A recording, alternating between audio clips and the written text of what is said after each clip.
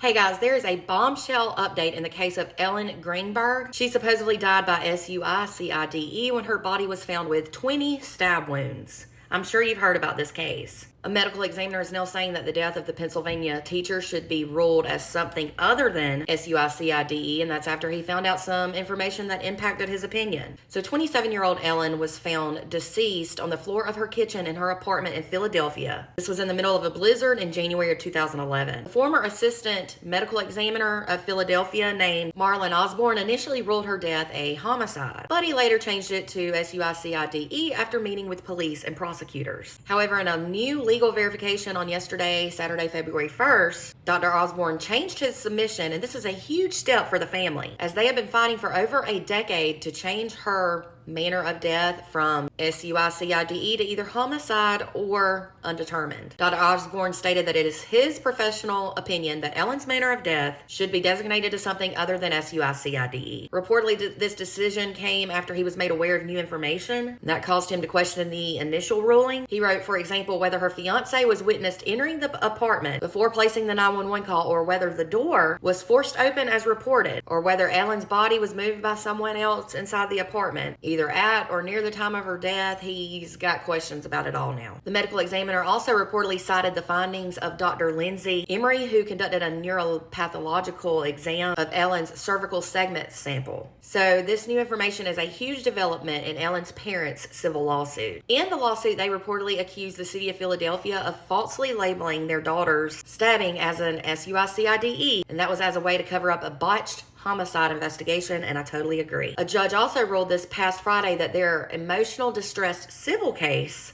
against the city can now officially go to trial, and that is wonderful. The new ruling also reportedly orders that the two medical examiners, as well as homicide detective John McNamee, they all must testify, as they all allegedly participated in the alleged cover-up. Ellen's father stated that he's hoping they're going to prove that his daughter did not commit suicide and that it's all about justice for Ellen. So on that day in January, Ellen was found deceased by her fiance in the kitchen of her apartment. She was a first grade teacher who suffered 10 stab wounds to her neck and the back of her head, and 10 stab wounds to her stomach, abdomen, and chest. Then a 10-inch knife was still plunged into her heart. Her fiance Samuel Goldberg called 911, and he said he found her in a pool of blood after he forced his way into her apartment because she would not come to the door. Both Philadelphia police and the Philadelphia District Attorney's Office investigated her death. So because her apartment door was locked from the inside, and because her fiance pictured here had no defensive wounds, police used that to simply determine that her death was a suicide.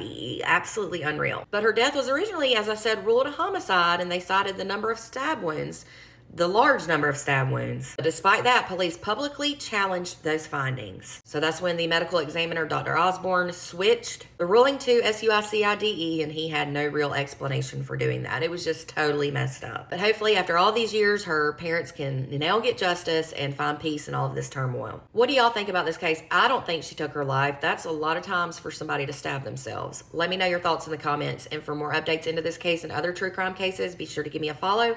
And if you're on YouTube, be sure to subscribe.